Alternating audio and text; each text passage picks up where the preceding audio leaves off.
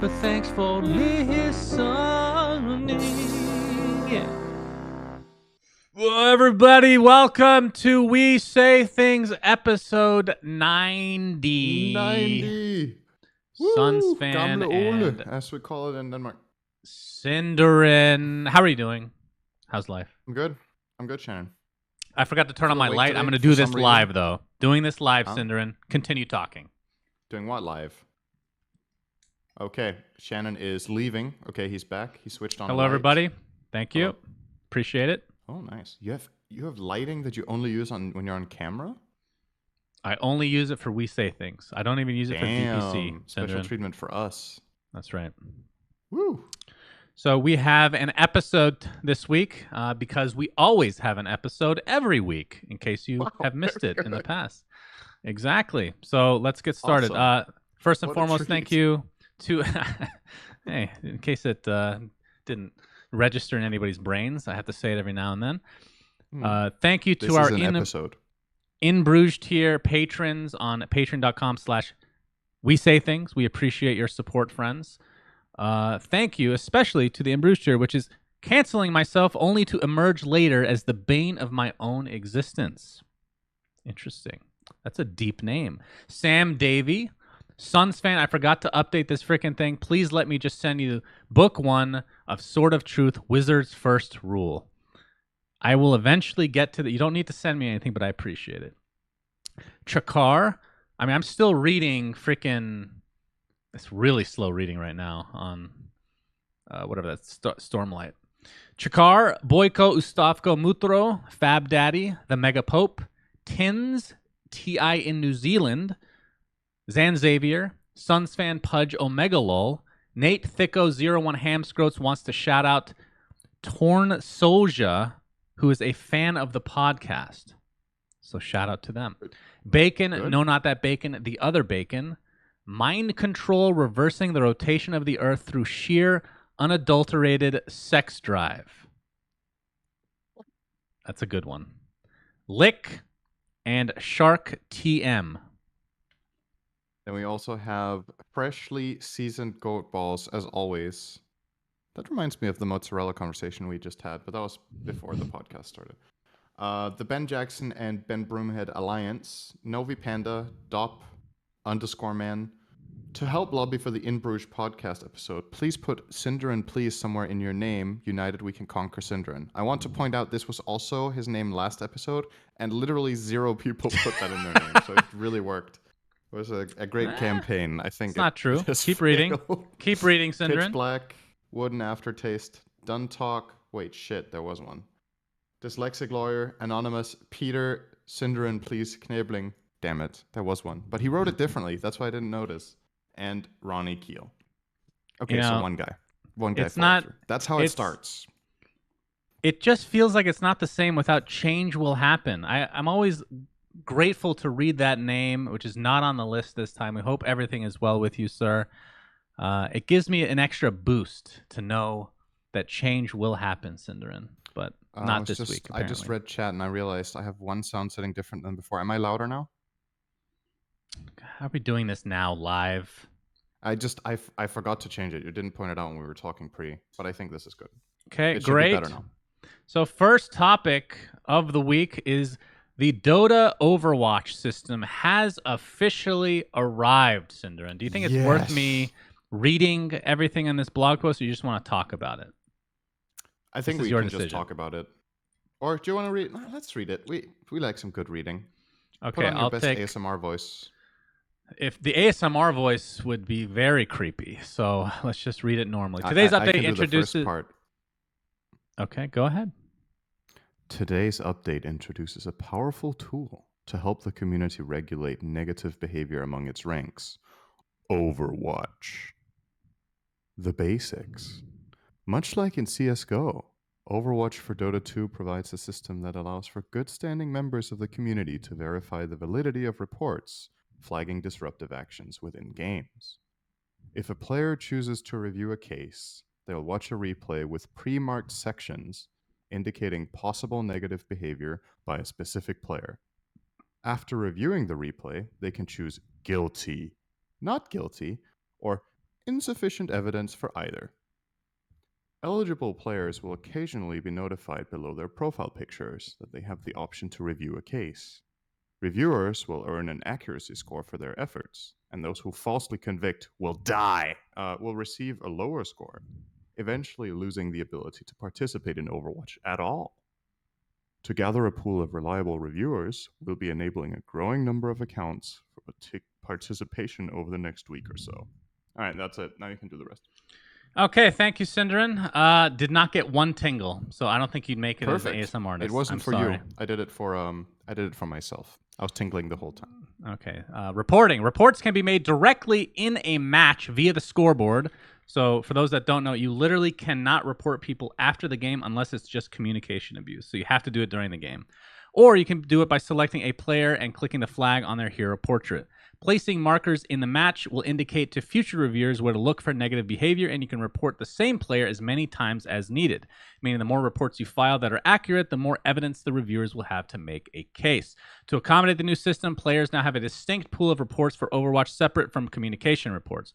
Reporting a player for Overwatch consumes one Overwatch report regardless of how many times you report that player in the game. As before, communication reports are still issued at the end of the game. Communication bans. As noted above, communication reports are distinct from Overwatch reports and are still issued in a post-game screen. However, instead of preventing users from typing or using voice chat during a match, communication bans will now mute deserving players by default. As a result, other players can choose for themselves whether to unmute a chat ban teammate or not. When a chat ban player uses communications during a match, they'll receive a reminder of their status in the chat window. So in terms of the communication stuff, there's one negative side to this, which can you guess what it is? The fact that they're pre-muted. There's a negative side to them being pre-muted? Yes. Aside from the obvious that they can't talk or whatever.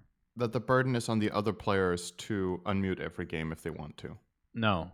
The real negative is if I hate somebody during my game, which is actually very rare, I mute them so that I know the next time I'm playing a game that I don't like this person and they're a piece of shit. Now, I have no idea if that is ever a thing because it could just more likely is an Overwatch case. So that for me, I know it's never going to happen even though it's so small. I wish there was something to indicate whether you muted them yourself or not, but small thing. It's true, actually. I've had the same thing happen. Like, I go into my games, like, lately after this thing got introduced, I think most of my games have 1 to 2, maybe even 3 people just muted. And I've been like, do I know this player? Do I know why this player is muted? And most of the time it's just because of this, right? But there's like maybe a handful of players that I would play with regularly that I would want to pre-mute because they're just super obnoxious. So you're right. That is very true. So that is the first thing that I changed. So we've seen a lot of reports on Reddit about people that can't download replays. So let's just talk about our personal experiences. I don't know if you even have any, but I'll tell you mine real quick. So for the first 3 days, I didn't get any Overwatch cases, which made me sad because I was waiting to make a video, and it seemed like everybody else got a case. Finally got one, booted it up, and it worked fine. I have basically not had issues not being able to download. I think that popped up today once where I couldn't download. I just restarted Dota, and it was fine.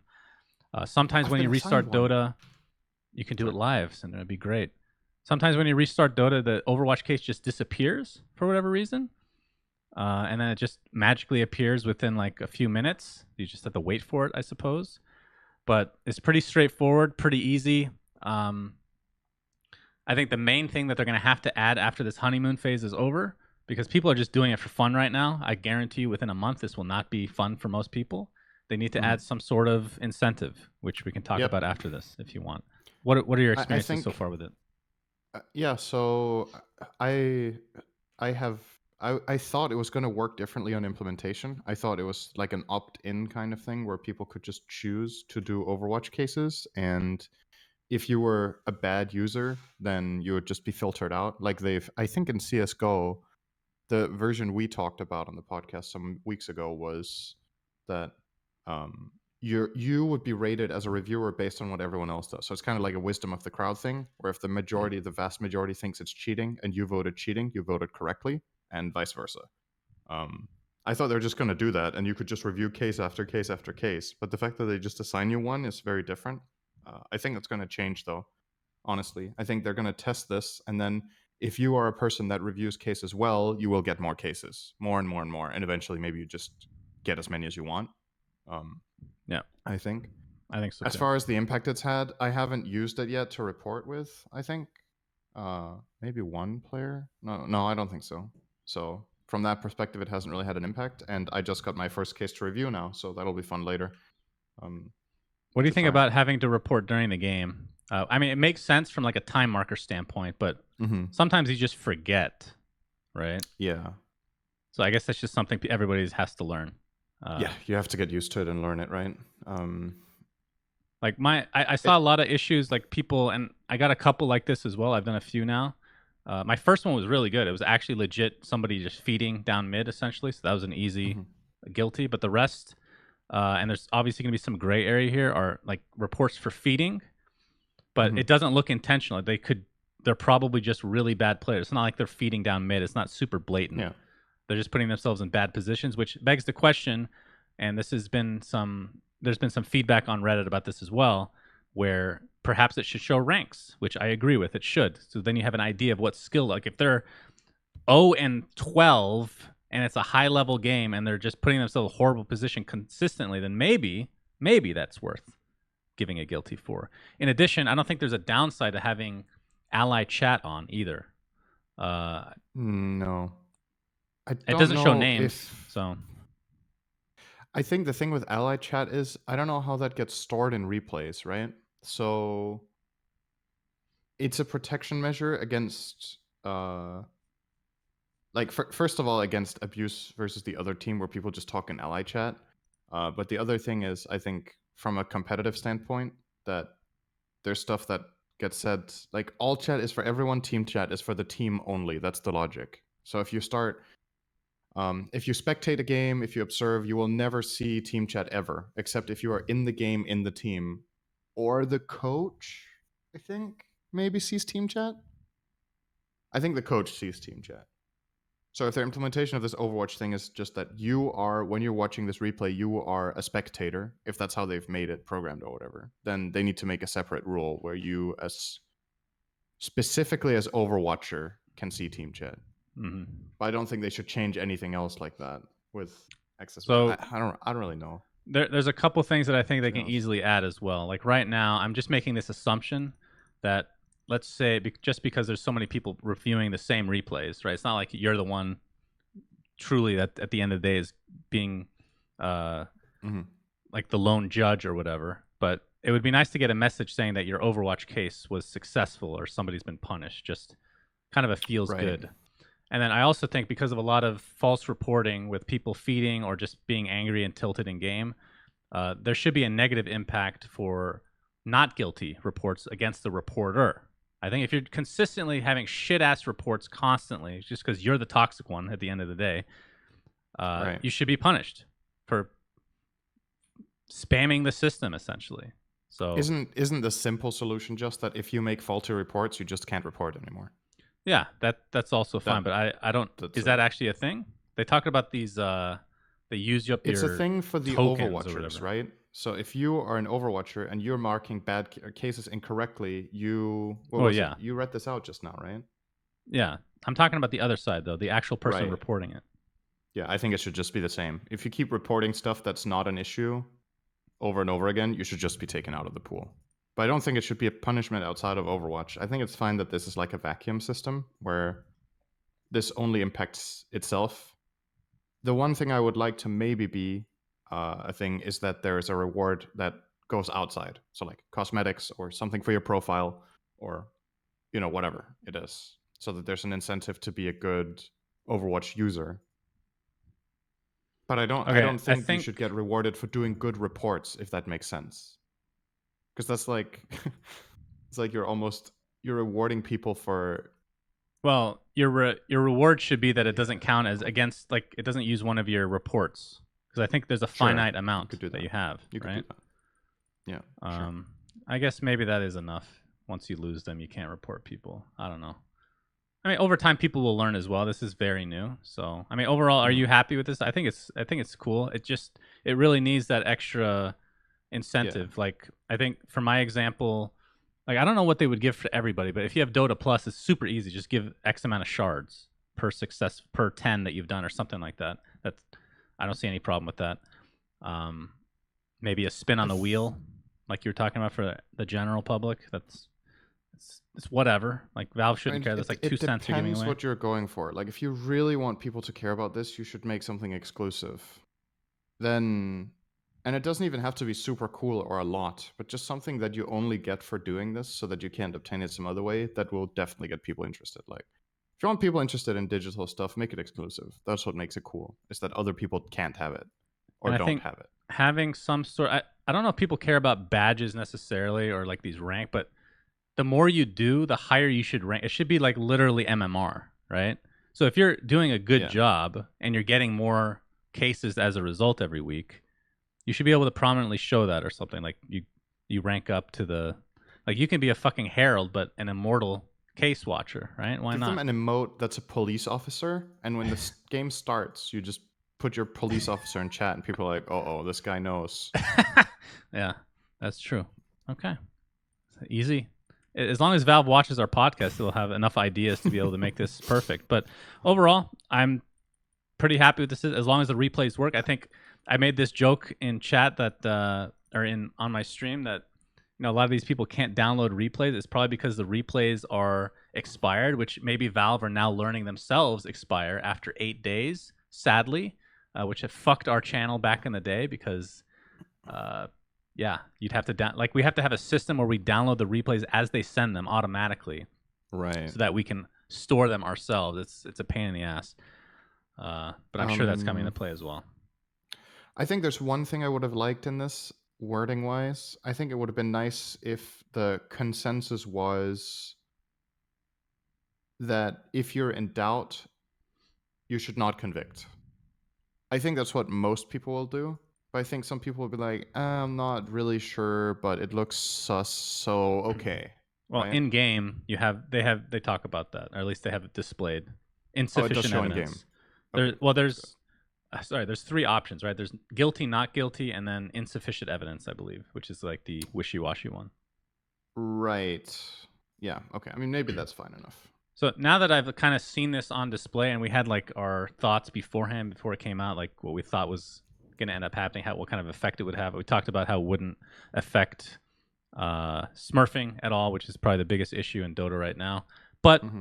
on the other side, like the cheating thing, again, I think it's such a small sample that it's not really going to be that helpful for that. I mean, I'm sure it'll come into play to some regard, but for feeding down for feeders, people that give up and just ruin the game, this is going to be pretty big. I think it's really Yeah. good. Very nice. Okay, next topic of discussion is something you put in yourself. So, for those that don't know, we have an outline every week. And I do everything. But when Cinderin puts in his own topic, it is a special, special time in our lives. And I'm just going to let him take it from here, you know? Do you hate You making the wrote in our outline? I've outline. been thinking to myself, if you feel like I'm letting you down, did you No, write the outline? well, I don't have any expectations, so you can't let me down. You see? Nice. That's how I do. I just I'm a Take it away, walking Cinderin. disappointment. Okay. By all means. So before you give me credit, this was of course not my idea. Of course. Yep. I saw it in chat before the podcast, and I was like, that's actually a good topic. So supposedly next week is New Bloom, which is always a big deal in Dota, right? We've had like the Year Beast events, we've had special events, especially in the Chinese client with cosmetics and all this stuff. So I think it's a good time to return to just talking about if we think the next hero will come out for New Bloom, and if we do, which one we think it's going to be. Okay, when you say So next week is New Bloom, what does that mean? Because you're talking about the Chinese New Year is coming? Yeah. Okay, so I had to Google, but Chinese New Year is February 12th. So whatever that means for what they're going to come out with. Keep in mind that they That's still have yet Friday to come next out week. with team bundles, which they probably will like the day after this episode or the day of. Go ahead. What are you expecting? So we were obviously both completely wrong about Hoodwink. Oh, well, we weren't wrong that there could be the crossbow hero, but we thought it was going to be a totally different style of hero, Aghanims. like that it would be Freya or whatever. You think the next hero is still going to be Aghanim? No, I have no idea. Or is it wishful thinking? Wait, hold on. So the archer that we Valkyrie. How do we know that's not Hoodwink? Is that confirmed that they're not the same? I mean, I guess just speculation. Not. They could be the same. She has nothing to do with being a Valkyrie at all, but code names don't necessarily mean anything, right? Right. But anyway, yeah. I don't know what to expect. I've given up on Aghanim, sadly. I guess they literally just made a complete 3D model that is a hero just for a game mode, which I'm shocked by. But past that, I have really no idea. I mean, I know there's a lot of potential thing like Puppet Master, the Slacks ult where you take over mind control, which would have to be very balanced to be in the game. It cannot be broken. Blinking into like the fountain or some shit. I don't know, or TPing to the fountain. Sure, you can't use items maybe, but yeah, I don't know. Should be fun. What about so Freya or Valkyrie or whatever was speculate. I personally think all of the heroes that were teased or hoped for or found in the files that have something to do with Norse mythology, I think they're still saved for TI. So yeah, they were planning on releasing it. I think they're hoping that, okay, we will be able to host TI in August this year, so we're gonna save the Nordic themed heroes for that, which I'm assuming is 2. I can't remember why I think it's 2, but I think there were like 2 in the files. It's usually 2 for TI anyway, but they're not both necessarily Norse related. Mm-hmm. One of them for sure. So what other clues do we have then apart from Aghanim? Like, what else could it be? The next hero, Vanessa. I'm just wondering. Vanessa. Oh, it could be right. It could be one of the artifact heroes. So Vanessa was in speculation some we comics. Were going to get Sorla Khan, right? Well, no, that was just me wishing to God we get Sorla Khan. But I believe one of the most recent comics had Vanessa, or at least a reference to Vanessa in it, and she's been in comics before. So Vanessa is a hero. Sick artwork, right? Yeah, they finished her artwork for Artifact. Trying to remember exactly what she does because her skills are weird. Her ability is, or her signature card is basically you steal a card from somebody else and you discard it for them and you replace it with a 1/1 feeble garbage unit. So that's her signature card, which I don't know how that would translate to Dota. And then her ability, like items basically are better on her, but that's probably not going to be related to Dota. And then the active makes your hand cheaper. Like it lowers the mana cost of 2 cards in your hand, which I don't know how that would translate either to Dota. When I saw the signature card where you steal somebody's card, that sounds like mind control, right? And I believe her lore is kind of like I believe she's a human. At least she looks human to me. And she's kind of like a tinkerer. Be Puppet Master, is what right. I'm saying. So she could be the Puppet Master hero that we're hearing about. Who knows though? That's our best guess for next hero then. But they did say a second hero would come out. I don't remember I thought they said Didn't January. They say February. Okay, so if it was February, then yeah, that would align with Chinese New Year. So if that's the case, next week? Could be next week. Excited. Probably not next episode, but probably the episode after the next one we will hopefully have a new hero to talk about. So what do you think about changing the day of the episode? Generally. In weekly. General. Yeah. So I've been, not to talk about this live, but I'm not saying we do it, but there are some, like, it feels like the longer we've done this podcast, the less happens on Mondays now. Am I crazy? Nothing happens on Monday ever. Every time an update comes out, it's right after the podcast. It's really annoying. Like, somebody at Valve is really trying to fuck us. How about we keep them guessing? They never know what day it comes out, so they can't fuck us with when they drop the content. That'll be helpful to our audience. Okay. Next topic. I'm down for that. I'm really down to move it to another day, especially if we do it later in the day. Like even half an hour, Shen. Oof. Would that not be good to get that extra half hour? So you want me to stay up even longer? You're making it sound like you're staying up for the podcast. You're up anyway, man. It's like right 2 a.m. for you right now. You go to bed at like 6 every day. I have to wake up at the crack of noon to panel NADPC, Synderen. The crack of noon. It's difficult. I mean, it was so difficult. Jenkins didn't even show up for the first best of 3. He was so tired. He woke up at literally 6 p.m. and ended up paneling. Okay. Shout out to Jenkins. Speaking of Jenkins, the DPC, we talked a little bit about this, what we want to do every week. And I think it's best we just keep it pretty light. We talk about any potential highlights that we ourselves witnessed and just the general standings for each region, which should take just a few minutes. Yeah. So for Europe, I think we just talk about top 4 in order: Secret, Enigma, Liquid, and OG right now in the top 4, and then the bottom 2, which is important to always mention: Viking and High Coast Esports. Who's on that team? High Coast is Era's team. Okay. Yeah, it's the X and IP. Okay, cool. So, I think this week the biggest, like the most important game, or what could turn out to be the most important game, was that Alliance 2-0'd OG, because, like, based on the trajectory so far, I think Secret will probably make it far. Even getting first place matters a lot in this format, right? It's not just about qualifying. Getting first place is actually really important because you go straight to major playoffs. Mm. And second place go to major group stage, and third and fourth go to wild card. So you really want to get top 2.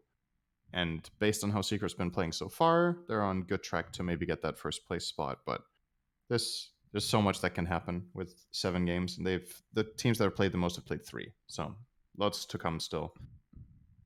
But yeah, OG losing 2-0 to Alliance, pretty important match. The rest was probably went largely as expected. I don't think there were any other surprises this week. Pretty straightforward for Europe. Yep, agreed. And then a few regions that I personally haven't gotten to watch at all since I'm doing NA. China, top 4 right now are Vici, Team Aster, IG, and PSG LGD. And the bottom 2, which will... Wait, what is the term when you go... What is relegation? Is that for going down only, or is that for both, going up and down?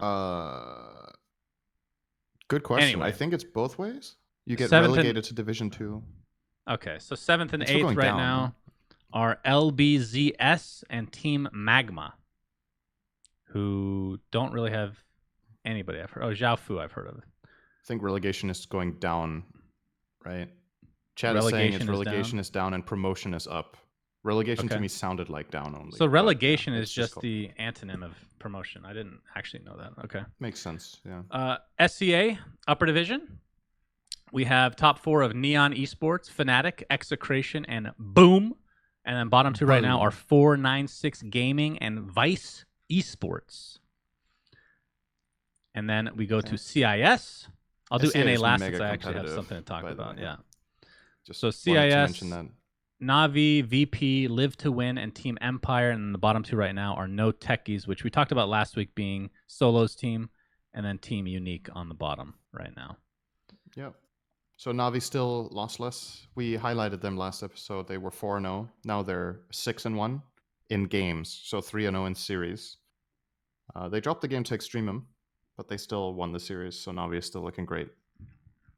And then for South America, we have Beast Coast, who are currently 3-0 in series and 6-0 in the actual games themselves. So they're on top. Beast Coast, Thunder Predator, Infamous, and Latam Defenders.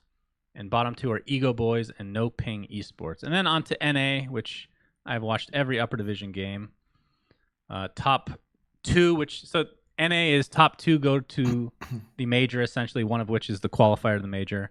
Bottom 2 get relegated, and then everybody in the middle, nothing happens to them. They just stay for next season. So EG, as no surprise, is on top right now. Quincy Crew right behind them at number 2.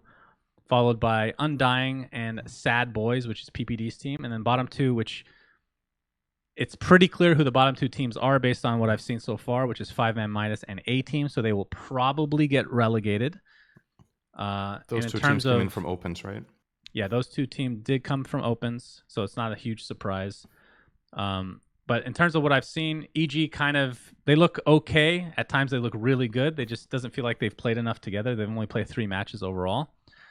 Quincy Crew has been destroying everybody. So the big match is going to be Quincy Crew versus EG, and that's when we'll really know where this region is at. And I'm looking at the schedule to see when they actually play against each other, and I don't actually see it on Liquipedia.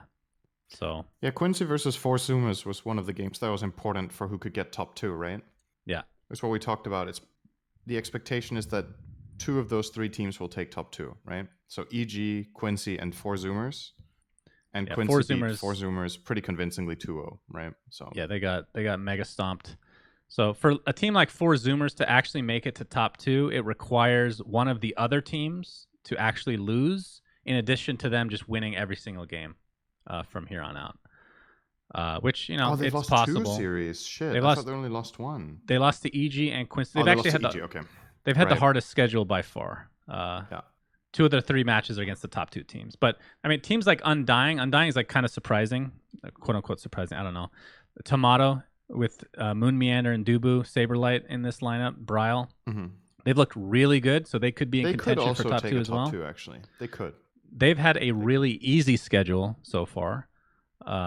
So it's kind of one of those things where even though the schedule, like in terms of amount of games that you play each week, is not that many, I can see pros and cons. I want to ask you what you think, like as a pro player, the perspective of what you would feel in this situation. Because would you want your schedule to start out easy to let you ramp things up, but then give more information to the higher end teams to see what drafts you have?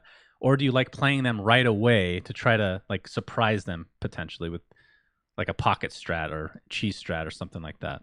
If you don't feel like you're on the same level. It depends on what form you go in with. If you go in really confident and in really good form, I think you want to play the best teams as soon as possible.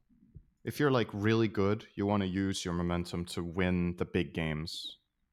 Because, in meta shifts and just tournaments in general, things change over weeks. There's new stuff that gets discovered and gets played instead. Some heroes get found. You find more counters. So you come in with some really strong strategies that you want to run. You want to play them into the big boys right away. Mm-hmm. If you're coming in, however, and you're like, we're not really hitting our stride, we're going to do our best, then it's great to have some easier warm-up games, and maybe you find your stride mid-tournament, and then suddenly you can beat the big teams in the end.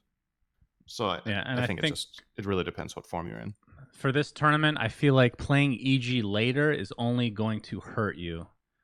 Probably because they can warm up more. Yeah. Right, because they were a little shaky in their first 2 matches, but now they're looking a little bit better. So only time will tell. But yeah, I mean, I hate to say it, but this region, I thought it was going to be a little. I mean, again, we won't know for sure until some like Quincy Crew plays EG, but I thought there would be a little bit more competition between some of these teams. I thought it would be closer. Like I was really surprised that 4 Zoomers got mega stomped by Quincy Crew. I thought it'd be a 2-1 at the very least. But anyway, next topic of discussion, which I just put in because it's hilarious. EG. Today, we say goodbye to Ramzes. We want to thank Roman for his time and contributions as a member of our EG Dota 2 roster. So I'm guessing his contract ended today. Yeah. He's been playing for other teams for months now. What the fuck? Did he get signed? Random. Did he just sign a 1-year contract? Did he get signed February 1st, 2020? Or is that too far back? When did he join EG? Hang on. I'm sure we can look this up. Ramzes. I mean, it would be weird for it to be less than a year contract. He joined EG on November 6th. So it's almost 3 months? 2.5 month trial contract? Or maybe they had a longer contract and they just found some agreement where he could get released somehow. Oh, does that mean maybe he finally got bought out? Wait, hang on. Am I looking at this right?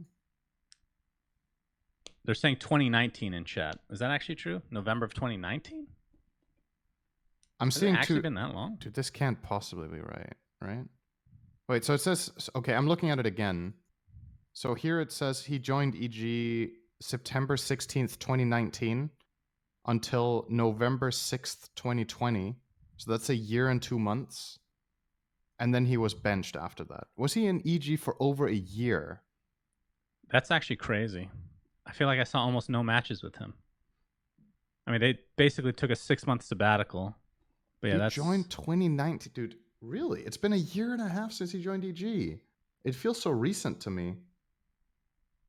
When you get old, the days go faster. Dude, it's true, because he joined after TI, right? There were the talks at TI about what's going to happen next with the VP players, and he joined EG, yeah. So it was So he was effectively part of the roster for 14 months, but they played almost nothing. And then he was inactive, and then he got released. So it's like a year and a half almost contract. Wow. All right. So why would? Damn. All right, I'm not even gonna speculate. Maybe he got bought out finally, but if he got bought out, why would he be allowed to play on other teams? I don't know. It's weird.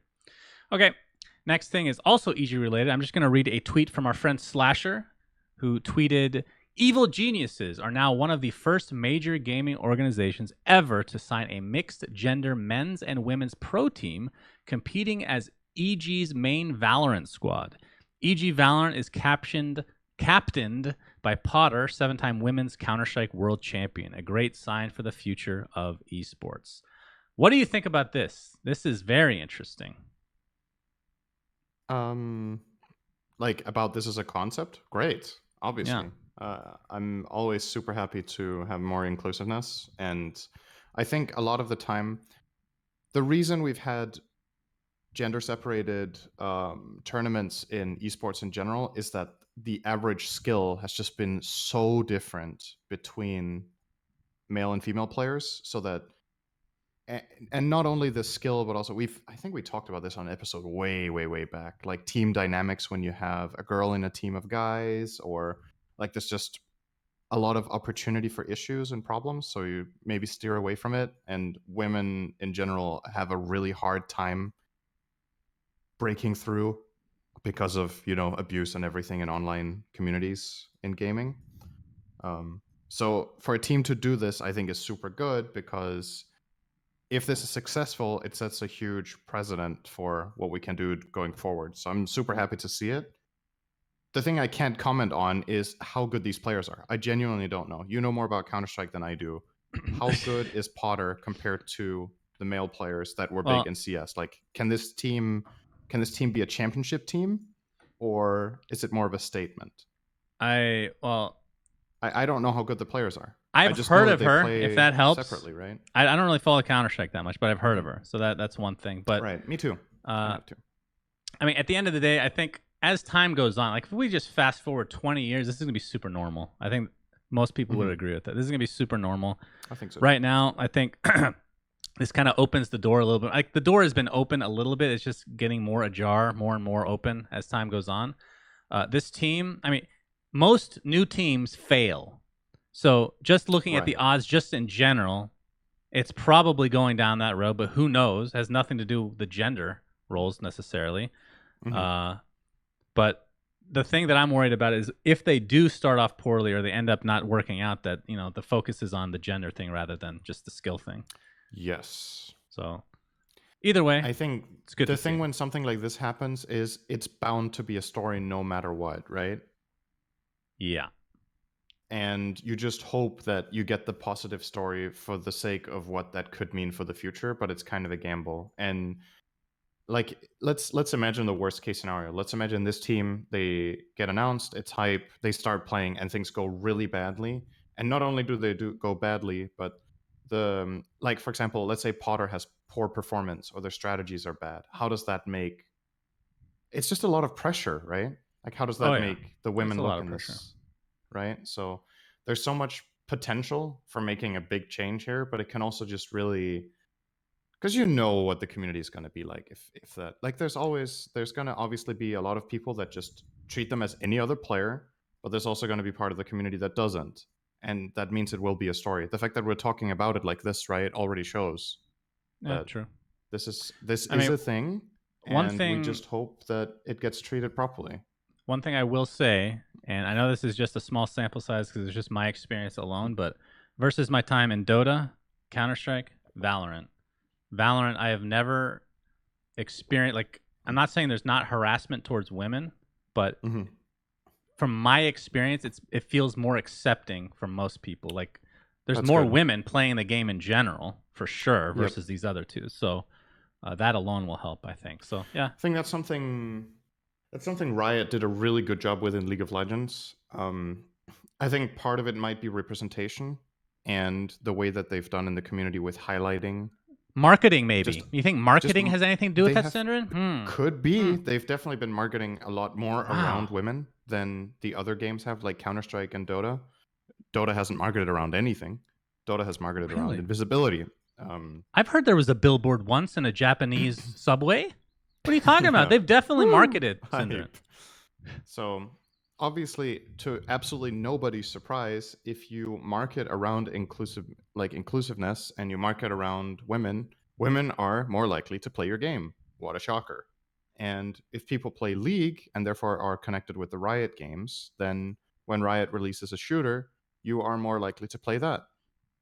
So yeah, I can't say I'm surprised, and I think it's super good. I think it's a really good move in general, because think of it this way: gaming has been getting just way, way, way more commonplace. Like, you know, the stereotype 15 or 20 years ago that it was guys sitting in their basement, blah, blah, blah. I don't need to explain that. But like, just over time, especially something like Facebook kind of became a gateway for way more casual games to hit way more people.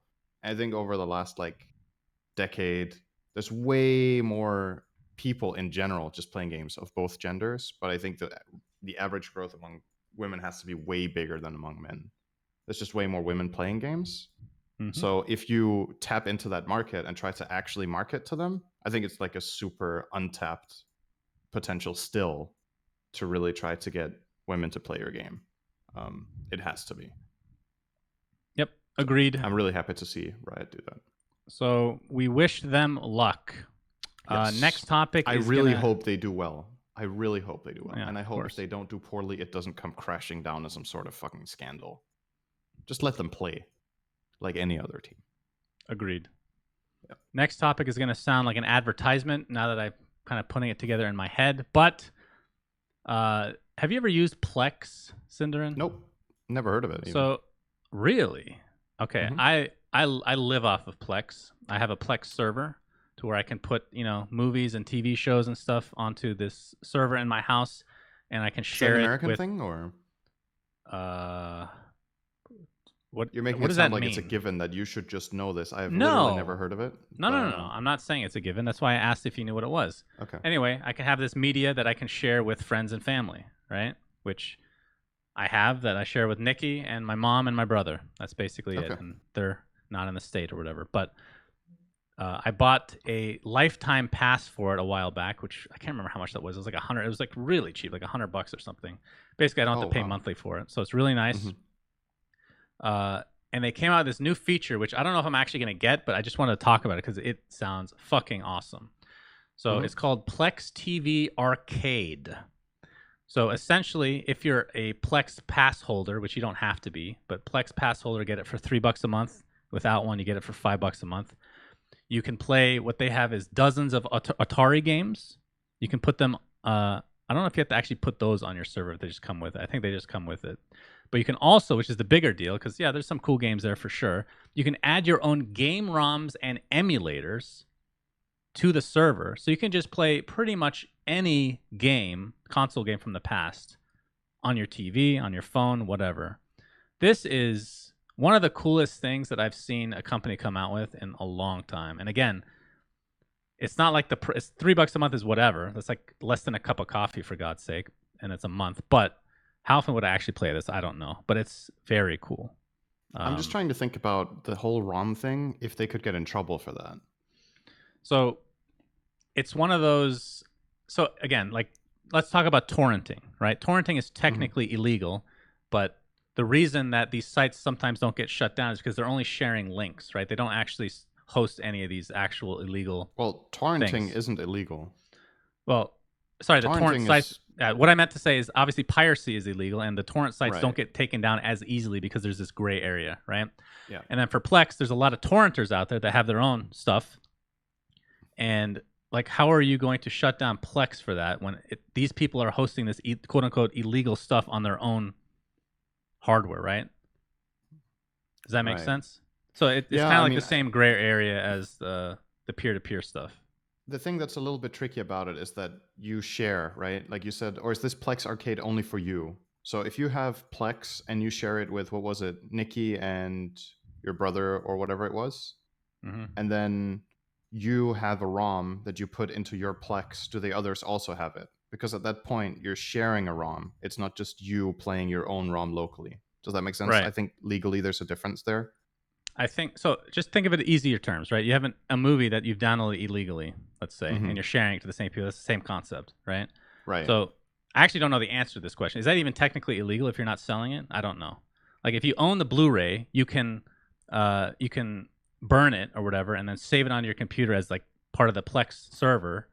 And I believe you Yeah. can share that without it being illegal, unless you cost money, you charge money to watch it or some shit like that. I can't remember the So then it exact. becomes like this definition of, is that the same as you just inviting your friends over to watch the movie together, or Yeah, not? it's the same Right. concept as Steam Link. So Steam Yeah. Link, if you have like one of these games that is compatible with it, I can invite you to play with me despite us being remote. Right. So theoretically, it's kind of the same. You're not hosting the game on your server necessarily. It's actually the Valve servers, right? Mm-hmm. So This sounds cool, though. yeah, Definitely it's sounds pretty cool. So recommend people check that out. And then the Sponsor the final, podcast, Plex. We like your yes, service. Plex, We we like love the you. stock. I love Plex. It's one of the best purchases I've ever had. Okay, last topic of discussion. Left it for last here, Cinderin. This whole GameStop stock market thing. So Yeah. I want to preface this. I'm going to let Cinderin kind of take over. I know very little about this stuff. I'm not pretending to know anything about this stuff. I am what you would call a very uneducated user in this case, to the point where I looked up like dumb guides on what any of this stuff meant. Okay. Mm-hmm. So why don't you give us the rundown of what has happened, and then I can read guess like this dumb guide thing that will help other dumb people like me figure it out. I guess within the lingo that's used right now, you're probably a monkey within there, but you Oh, haven't from bought stock, right? I have not bought. Well, we haven't Or talked about the you're an lingo ape, in like this tweet yet. apes together strong, So everybody's This just means convincing each nothing other to without. hold stock. God, H. Okay, so Give us anyway, the rundown. yeah. Okay, I'll try. Chat can correct me if I say anything wrong. So basically, what's going on is that you can do something currently, which is speculated that maybe you can't do in the future, called shorting of stocks. So if you're on the stock market and there is, let's just say GameStop stock, you can be like, I think GameStop stock will drop in the future. So there's obviously two ways you can try to make that happen. You can sell any shares you have and wait and hope that they drop a lot, and then you can buy them and then hope they rise again. Or you can do what's called shorting, where you borrow someone else's stock at the current price. You then sell it to try to influence a downward trend, because when you're selling them cheaper, then the market will see, oh, the stock is going down, and then as more people sell them, you buy a stock back and give it to the person you borrowed from. So to make it more simple, let's say I borrowed one for $10. I borrowed a stock from you for $10. I sell it for 10 immediately. Now the stock price drops to $5. I buy it for 5 and give it back to you. That means I just made $5, right? Right. You get the idea? No, I understand the basic. Yeah. My Okay. only question with, and you can continue on after this if you want. I, and again, I want to say it again. I'm very stupid when it comes to this kind of stuff. I don't invest in anything other than the house that I bought because I'm just too afraid. It feels like gambling. But why is that? Why is shorting not illegal? Like, why is that even allowed? That sounds so Yeah. counterintuitive to the whole system. Yes, that is how I think about it too. I'm really surprised. Well, I don't know if I'm surprised. I feel like it should probably just be removed as a concept. But since it is there, basically, it might sound like, wow, this is just amazing. You just borrow someone's stock, you sell it right away, and then if it drops, you give it back to them. The problem is obviously the other way around, that, well, what if it goes up? So when you short someone, you borrow their stock, but you don't borrow it indefinitely. They need to be paid back, right? If I borrow $100 from you, I can't just say, you know what, Shannon, you're getting your $100 back someday, and then I just wait forever until I die and I never paid you back, and that's fine, right? It's not. So when you borrow someone's stock, you have to pay them back, and that means you're basically risking versus the field. So you think, okay, the stock is going to drop. That's good for me because then I make money. But if the stock goes up, you have to pay the stock back. And that means you obviously need to buy it at the price it is when your lease expires. Think of it as like you lend money in the bank and they want their money back eventually. So there's an interest, right? So what's happening here with GameStop is that it was somehow discovered that there was a hedge fund in the US, a really big hedge fund worth billions of dollars, that had shorted more than the total amount of stocks available. They had shorted like 140% because they were really sure that GameStop was going to drop. And once people found out about that, they were like, wait, these guys have to pay back these stocks at some point that they've shorted. So what if we all just buy all the stock and then hold it? And then we can sell it to them at whatever, theoretically, whatever price we want, Right. and they have to buy them. Right, because there's a time limit, That's right? the logic here. Is it like 30 or 35 days or something like that? They It's have the to pay it timing. back I or something. don't know what the exact timing is. I don't know who knows, and I don't know if people know exactly. So then it becomes this speculative game of, okay, who has access to the information about when these expire? How is it going to be traded in the intermediary time between now and that time? Because some people might get like cold feet or get worried or be like, is this happening? And now there's all this speculation with, okay, this hedge fund that's losing billions of dollars, are they starting to do market manipulation where, oh, fuck, we got caught shorting 140% of the stock. So now we're going to get whatever stock we can and try to sell it to make it appear like this fad is over. So other people sell out their stocks at lower prices and we can get them cheaper than what we might end up paying in the end. It's Right. like this. So It's like a meta game, basically. this was all started, and I don't know how updated I am on this, but this was all started from the subreddit Wall Street Bets. Yeah. And as a result of what has happened, obviously a lot of billionaires are very upset and they're trying to poke, or not poke, but so they're trying to ironic, shut honestly, everything though. down. So the subreddit was banned, and I actually don't know if it's back up or not, but it was banned. And I then think it was actually private or something. the Discord server was shut down as well. So a lot of people were up in arms about that. And then apparently they were, by Discord, they were allowed to restart a server as long as they didn't go against terms of service, which I don't think there's been any discussion of what they were actually doing that was against terms of service. But apparently, according to Discord, they had warned them week after week after week. And then after this whole thing blew up, they just happened to go through that last straw or whatever, and then they ended up getting banned. So, but a lot of these companies are backed by the same people that are involved in the hedge fund. So it's not rocket science to figure out what's going on, right? But No. obviously the public are becoming aware, like idiots like me. I'm an ape in this scenario. The fact that I am aware of something that I don't generally give a shit about, but obviously I'm going to be on the side of the public and not these greedy billionaires, right? So that can only hurt them. The thing that most people are like, what really causes the outrage is the seeming hypocrisy of, we are allowed to speculate like crazy against a stock by shorting it a lot, but you guys are not allowed to counter speculate against us by being like, wait a minute, you guys are gaming the system, we're just going to buy stock and make you buy it. So it's this idea that the billionaire shorting are in the right, and the community that discovers these people making a mistake, like, think of it this way, it's just a mistake. Like, it feels like a really bad move to short this hard. It's a huge risk. You need to, if you short that much, you need to be pretty damn sure that the stock is going to drop, or you need to be, that's the problem, you need to be able to make it do that. So think of it like this: what usually affects stocks rates is the perception of how much it's worth, which is mostly shaped either by public opinion or by how much money they make, right? If a company has a really good year, their stock will generally go up because it looks like the company is doing well. But if the same people that short the stock are also the ones that have the ability to influence what is said on the news or what the public perception is, they can short the stock and then be like, hey guys, GameStop is dying. And people are like, fuck, GameStop is dying, better sell my stock. And there you go, you pocketed the difference. That is why shorting is so, it's just shit, right? Like, you can basically, these people that have so much money can determine the future and the success of companies simply by wanting to make more money and influencing opinion in a direction. And that's kind of what a lot of people are just rebelling against here. There's loads of people that are buying stock in this, not necessarily really to make a lot of money, but just to fuck that idea and take a stand, you know? That's what they're doing.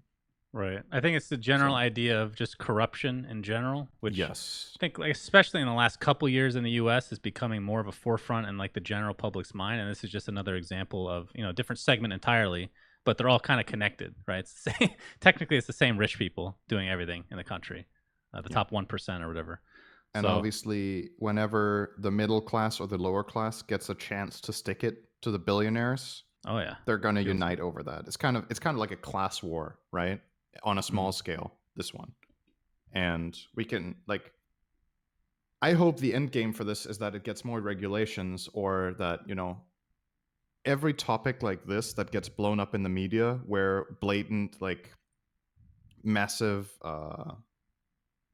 massively bad distribution of wealth, just inequality gets blown up is good news to me.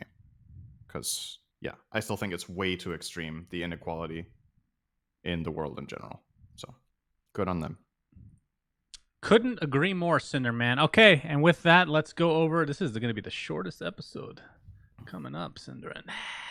We got a Patreon mailbag question from the Mega Pope. Let's see. Knowing Suns fan is a big In Bruges fan, how do you feel about the early Guy Ritchie movies, Lock, Stock, and Two Smoking Barrels, and Snatch? I personally feel like In Bruges has a similar feel, except for the frantic pace that these two movies have. What are the thoughts of Suns fan and Cinderin, who I am sure has not seen any of the above movies? Thank you for the question, the Mega Pope. Let's just get this out of the way. I'm guessing you have not seen any of those. Correct. Okay, so for me, I'm trying to remember the difference between the two because they were so similar, right? Very similar movies. So I you've like seen them all both. 3 movies, basically. Yes. Okay. I think I liked Snatch more than Lock, Stock. I'm pretty sure.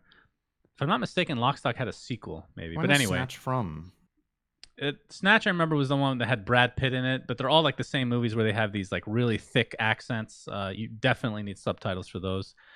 But it does have the same feel as In Bruges. I agree, and I thought they were quite good. In Bruges for me is on a different tier. And if you like those movies, I don't know if you caught this episode, my friend, but oh shit, I gotta look this up. Is it called The Gentleman? Oh no.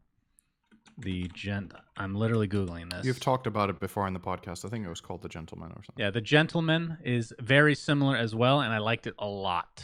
It was one of the best movies I've seen, for sure, the last few years. So we recommend For what it's that. worth, I've heard about Snatch, but not the other one. I don't know if it's the more popular one. Or maybe you've said it before. You've heard of it? Oh my god, I can't believe it. If I have heard of a movie, Shannon, you know it's either good or bad. Before we end, what is your favorite movie of all time? Of the 5 that you've seen in your whole life? Pulp Fiction, I think, if I had to choose. I think we've had this discussion before. Yeah, I think we have. I Pulp think at Fiction. one point you made it rate your top 3 movies ever or something, or give your top 3, and I had that as number 1, I think. That's many weeks ago. Of his movies, wait, what's that director's name again that made Pulp Fiction and all those other movies? Quentin Tarantino. I think his best movie is the Jamie Foxx one with Leonardo DiCaprio. What was that called? Where Jamie Foxx is a slave.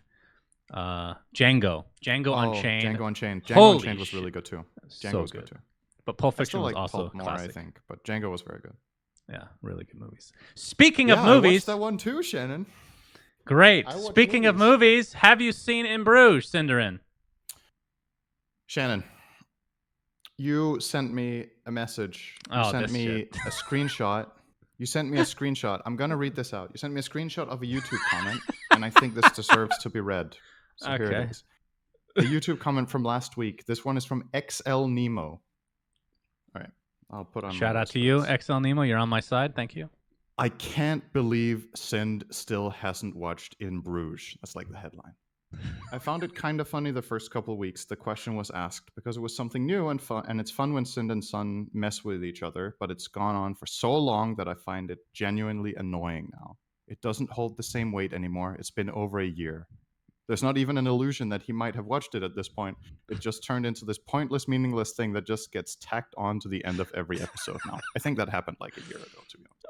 Like, if you look at the NBA segment they do, I don't know anything or really give a shit about the NBA, but I still enjoy it because it's something Suns is passionate about, and it's funny to see when Sin has some snarky comment about a team name or something like that. But most importantly, I still enjoy it because there's something new every week and there's actual discussion about it. Or like this week was NFL talk, and then it was cool to hear Sin as a Packers fan because I'm a cheesehead myself. That kind of shit I find really cool. There isn't that with In Bruges. Not only has it turned something that had the potential to be an interesting discussion about the movie or why Suns liked it, all for the benefit of the people that listen to the podcast, into just a pointless, tacked-on question. But it seems like even now, over a year later, Sin still has this prideful connotation to him answering no each week. Shannon, I'm really proud of not watching it. You have to understand. I just don't get it. Does Sind and other people still find this funny after all this time? No, not really. Like, damn, Sind, you really got him again this week by not watching the movie he wanted to discuss over a year ago. I know comedy is subjective, and who knows, I'm probably in the minority, and most people do find it funny, but I still don't see where the comedy is in that. I remember probably about 6 months ago at this point, Sin said something about it to the effect of, you got to keep people on their toes. You never know if this is going to be the week. And it's like, dude, it's way fucking past that point now. If Sind ever does finally watch In Bruges, there isn't going to be surprise joy for me like, yay, Sind finally watched it. It'll be relief like, thank fucking God that 2-year-long ordeal is over and we can move past this now. And that's being optimistic that he'd watch it in another 6 months. I'll probably have grandchildren by the time he watches it, and I'm 26 with no kids. I still love the show, Sons and Sind. I've watched every episode since the start and will continue to watch, but for the love of God, Sin, just watch the damn movie or say you're never going to watch it. The whole stringing along for over a year baffles me. So, all right, Shannon. Have you seen In Bruges? I read this comment, right? And I think he's right. I think it's gone on for too long. So therefore, I have decided to tell you about my plan, which is I will watch the movie for episode 100. So now you don't have to ask. 100. You don't have to ask me every week. Wow. You don't have to ask. I will watch it for episode 100. And I planned that a long time ago that was going to be a surprise, because it can't be a surprise anymore because everybody hates it. Okay, hold on. When did you fucking decide 100 episodes is going to be the time? Was this episode 80? Was this episode 2? Like, what the fuck? Tell me the truth, Cinder. I need to know. Okay, chat. So here's something you need to know. I have wanted to watch this movie for a very long time. And every week Shannon says, don't watch it yet. People love this content, but you haven't watched it yet. So he's told me every week, don't watch this. Just stall it some more. It gives clicks. We'll do it together with a clickbaity title. And he keeps saying every week, please don't watch my favorite movie. I'm like, Shannon, I really want to watch this movie for you. I feel like I'm a bad friend if I don't watch it. He's like, no, Sin, don't watch it. Don't watch it. But I've just had enough, Shannon. I've waited for so long. I'm glad. I really want to watch your movie. And that is why I will watch it in 10 weeks. Because I'm so excited. 10-week prep, guys. I can't wait. There's going to be a countdown. I'm actually going to type it in our outline every single week, the countdown to In Bruges. Thank you so much. And I'm expecting you to have not watched it, by the way. So you won't even let me down if you haven't watched it. I will have watched it for episode 100. If I forget, I'm really sorry. And then I will watch it for episode 101. Thank you. That's it's only 100 weeks past that. You could watch it this week and then say you watched it then, just so you don't cross any wires with your very busy schedule of literally just playing Dota all day. Okay? I will say this, though. I was considering if it would be funny if I watched it and just didn't tell you. And then in a year, I'm like, I watched it a year ago, by the way. I would be pretty heartbroken. I'm not gonna. I was considering that too. I promise you, I haven't done it. I haven't. What a horrible. That would have been fucking. That's true. It's on my Plex actually. So if you'd like to watch it at any point on my Plex, by all means, Cinderin, I'll give you the login. Okay. Okay. Well, so I'll say this though. There's a point being made in chat. Are you afraid that the movie won't live up to the hype you build over 100 weeks? I'll be honest. To me, the hype about the movie hasn't changed. Suns fan thinks it's the best movie ever. He thought that 100 weeks ago, and he thinks it now. So for me, there's no difference in my expectations for the movie, but there's obviously expectations from the community now that either I'm going to fucking love it or I'm going to tear it to pieces because we've built it up so long. So I'll just be fair, okay? I'll be fair to it. Yes, I'll treat it. I'll say what I think, and that's it. And I want you, I told you this before, but because it's been 90 episodes since this began, basically, just want to remind you to watch it with subtitles, please. Very important. Okay? The dialogue is ultra important for the movie. I love dialogue carried movies. That's why I like Pulp Fiction so much. I think the dialogue is hilarious. Subtitles. Thank you. Okay. I mean, are they hard to understand or? It's not it's like Snatch is like you need subtitles to understand anything, but no, it's not on that level, but it's maybe in the middle from like a normal movie. Like there's some Irish accents and whatnot, but not to spoil the movie after 90 episodes, but okay. Thanks for. You know what's the sad thing, Synderen, is I love this chat so much. They know me so well. They think I'm gonna show up having watched it and then be like, it was all right. That's it. Yeah, well, you can't do that now.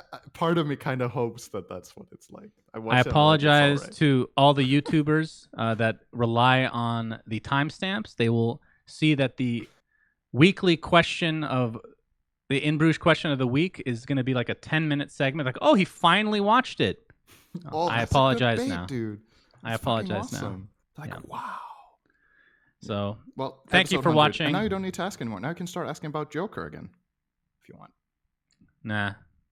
No. It's lost its luster. I understand if you don't ask anymore. I agree with everything that guy said in the comment, by the way. Shout out to you, buddy. We love you. Well, I do at least. Synderen, not so much. You agree with everything he said. Yeah, you're a piece of garbage. Okay, thanks for watching, everybody. Until next time, Suns fan Synderen signing out. Goodbye. Piece of garbage signing out. Bye. We say things that don't mean anything, but thanks for listening. Yeah.